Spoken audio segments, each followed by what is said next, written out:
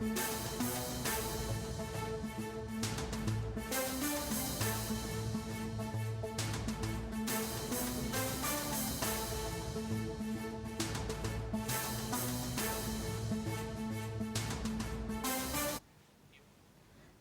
మంది మావోయిస్టులు లొంగిపోయారు. ఛత్తీస్గఢ్ సుకుమా జిల్లా ఎస్పీ కిరణ్ చాహర్ ఎదుట లొంగిపోయారు. చింతగుఫా గ్రామానికి చెందిన బెటాలియన్ 1 కి చెందిన ఈ 9 మందిపై 52 లక్షల రూపాయల రివార్డు ఉంది. లొంగిపోయిన 9 మంది మావోయిస్టులలో 4 మహిళలు ఉన్నారు.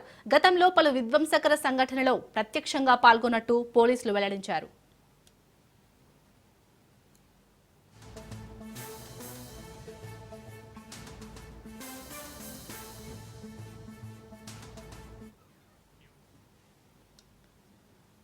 బులెటిన్లో బ్రేకింగ్ న్యూస్ చూస్తున్నాం. 9 మంది మావోయిస్టులు లొంగిపోయినట్టుగా తెలుస్తుంది. దీనిపై పూర్తి డీటెయిల్స్ మా ప్రతినిధి ఉపేందర్ అందిస్తారు. ఉపేందర్, ఛత్తీస్గఢ్ రాష్ట్రం సుక్మా జిల్లాలో మాత్రం 9 మంది మావోయిస్టులు అయితే లొంగిపోయారు.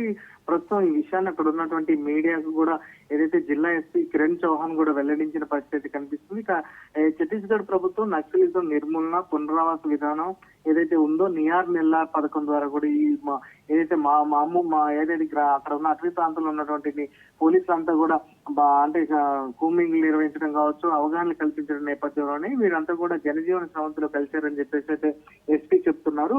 జిల్లా ఏదైతే సుక్మా జిల్లా ప్రాంతంలోని పిఎల్జీఏ బెటాలియన్ లో క్రియాశీలకంగా ఉన్నటువంటి ఇద్దరు నక్సలైట్లతో సహా మొత్తంగా 9 మంది ఆర్డ్కోర్ నక్సలైట్లు కూడా లొంగిపోయినట్లుగా కూడా ఆయన వెల్లడించారు. లొంగిపోయిన నక్సలైట్లపై అటు ఛత్తీస్గఢ్ ప్రభుత్వం మొత్తం 52 లక్షల రివార్డు కూడా ఉందని చెప్పేసి అయితే ఆయన ప్రకటించారు. ఇక లొంగిపోయిన 2 పురుషులు కావచ్చు, 4 మహిళా నక్సలైట్లపై ఒక్కొక్కరికి 8 లక్షల చొప్పున, ఒక మహిళా మావోయిస్ట్ పై 2 లక్షలు, అటు 2 మహిళా నక్సలైట్ పై ఒక్కొక్కరిపై కూడా ₹1,00,000 చొప్పున మొత్తం ఈ రివార్డును కూడా ఉన్నట్లు కూడా వారైతే ప్రకటించారు. అయితే సుక్మా జిల్లా సీనియర్ అధికారుల ఆదేశాల మేరకు ఇటు డిఆర్జీ కావచ్చు, Naxal cell intelligence branch team కావచ్చు, ఇటు ఏదైతే చింతగుప్ప పోలీస్ స్టేషన్లు, అటు ఇంటెలిజెన్స్ స్పెషల్ బ్రాంచ్ ప్రత్యేకంగా ఇటు సుక్మా కార్పులు, సిఆర్పిఎఫ్ బెటాలియన్స్ వీళ్ళంతా కూడా సంయుక్తంగా ఈ నక్సలైట్లను జనజీవన స్రవంతిలో కలిసేందుకు కూడా అవగాహన కల్పించడంతో వీరంతా కూడా క్రియాశీలకంగా పాత్ర పోషించారని చెప్తున్నారు. అందుకోసం వీరు జనజీవన స్రవంతిలో కలిశారని చెప్పేసి చెప్తున్నారు. మొత్తంగా ఈ 9 మంది మావోయిస్టులు ఏదైతే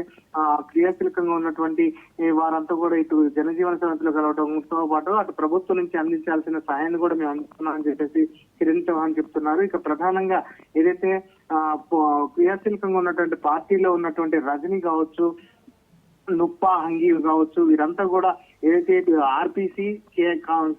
ఆర్పిసి కంపెనీలో కూడా వెళ్ళి పనిచేస్తున్నారు. వీరంతా కూడా ఆయుధాలతో ఉన్నట్టు కూడా వారు చెప్తున్నారు. పలు కీలక ఘటనలు కావచ్చు, కీలక విధ్వంసాల్లో కూడా వీళ్ళు పాల్గొన్నట్లు కూడా ఆయన చెప్తున్నారు. ఇప్పటికే మహిళా నుప్పో కావచ్చు, నర్సి వీళ్ళంతా కూడా ప్రత్యేకంగా ఇటు ఎల్ఓసి పార్టీ సభ్యులుగా కూడా ఉన్నారు. ఒక్కొక్క మహిళ కూడా భారీగా విధ్వంసాలు సృష్టించడంలో క్రియాశీలకంగా వ్యవహరిస్తున్నారని చెప్పేసి అయితే ఎస్పీ చెప్తున్నాడు.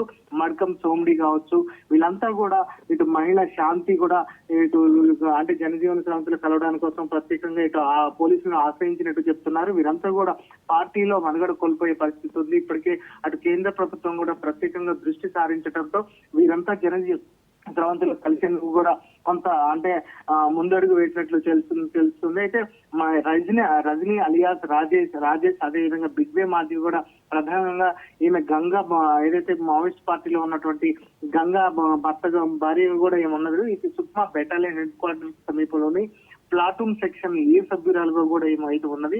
దాదాపుగా 20 సంవత్సరాలు కూడా పార్టీలో క్రియాశీలకంగా పనిచేశారు. ఇక గొంగోడి పారా బట్టే నివాసిగా కూడా వీళ్ళు చెప్తున్నారు. వీరంతా కూడా పార్టీని వీడి జనజీవన స్రవంతిలో కలవడంతో పాటు ఆ ప్రభుత్వం నుంచి రావాల్సినటువంటి ఆర్థిక సాయం కావచ్చు, అదే విధంగా ఇక్కడ వారికి అన్ని సౌకర్యాలు కల్పిస్తామని ఎస్పీ చెప్తున్న నేపథ్యంలో వీరంతా జనజీవన స్రవంతిలో కలుస్తున్నందుకు చాలా సంతోషంగా ఉంది. ఇప్పటికే మార్చి 2026 వరకు మాత్రం ఇక్కడ పూర్తిగా నక్సలైట్ రహిత రాష్ట్రంగా కూడా ఛత్తీస్గఢ్ తీర్చిదిద్దుతామన్నట్టు ప్రభుత్వం కూడా ప్రకటిస్తుంది. హోంమంత్రి విజయ్ శర్మ కూడా చెప్తున్న నేపథ్యంలోనే ఆ దిశగా కూడా అడుగులు పడుతున్నాయని చెప్పుకోవచ్చు. ఇప్పటికే కీలక నేతలంతా కూడా నేలకొరగడం, అదే విధంగా లొంగిపోవడం కూడా జరుగుతున్న నేపథ్యంలోనే పోలీసులు పైచేయి సాధిస్తున్నారని చెప్పుకోవచ్చు. ఇప్పటికే ఈ సంవత్సరం ప్రతి నెలలోనే దాదాపుగా 52 మంది మావోయిస్టులు చనిపోవడం కూడా ఆ పార్టీకి కొంత పెట్టుగా చెప్పుకోవచ్చు. ప్రస్తుతం మాత్రం ఈ 9 మంది మావోయిస్టులు లొంగిపోవడం కూడా ఆ పార్టీకి కీలకంగా మనం విజయం అయితే చెప్పుకోవచ్చు. ఎందుకంటే ఆ పార్టీ కొంత మనుగడ కోల్పోయే పరిస్థితికి ఉంది. ఇప్పటికీ ఆ పార్టీ కూడా మొబైల్స్ కూడా వాడొద్దు, ఖచ్చితంగా మొబైల్ సిగ్నల్స్ ద్వారానే మనంతం దొరుకుతున్నాం అనే నేపథ్యంలోనే కొంత ఇబ్బందులు పడుతున్నారు. అక్కడ వారి బంధువులతో కావచ్చు, వారి ఆత్మీయులతో మాట్లాడే పరిస్థితి కూడా లేకపోవడంతో వారంతా కూడా కొంత మనుగడ కోల్పోయే పరిస్థితుల నేపథ్యంలోనే జనజీవన సమస్యలు అయితే ప్రస్తుతం కలుస్తున్నారు. ప్రస్తుతం అక్కడ ఉన్న ఈ లొంగిపోయిన 9 మంది మావోయిస్టులు మాత్రం వారందరికీ ప్రభుత్వం నుంచి అందించాల్సిన సహాయాన్ని మాత్రం అందిస్తామని చెప్పేసి ఎస్పీ చౌహాన్ చెప్తున్న పరిస్థితి ఇక్కడ కనిపిస్తుంది Shalini. Right, thank you Upender.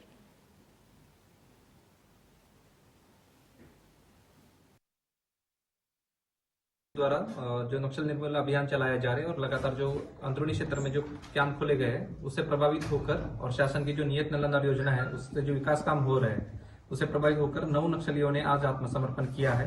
इन 9 नक्सलियों में जो 5 नक्सली है वो PLJ बटालियन नंबर 1 के सदस्य हैं। उसके अलावा platoon number 8 Pamed area committee और जगरगुंडा एरिया कमेटी के नक्सलियों ने आज आत्मसमर्पण किया है। जो आत्मसमर्पण किए हैं उनके नाम इस प्रकार से है। कमलू मंगड़ू बटालियन नंबर 1 का है, महिला माड़ी बुद्री, समीर उर्फ मीडियम सुक्का, महिला रजनी उर्फ राजे, महिला शांति कवासी, महिला नुको नरसी, महिला मड़कम हिडमे। ये जो सब नक्सली है ये जैसे ताड़मेटला उसके अलावा टेकलगुड़ा मिनपा जैसे घटना में शामिल रहे हैं। बहुत सारे शासन की जो कल्याणकारी योजना है उससे प्रभावित होकर और नक्सलियों से जो तंग होकर इन्होंने आत्मसमर्पण किया है और मुख्य धारा में शामिलित हुए हैं।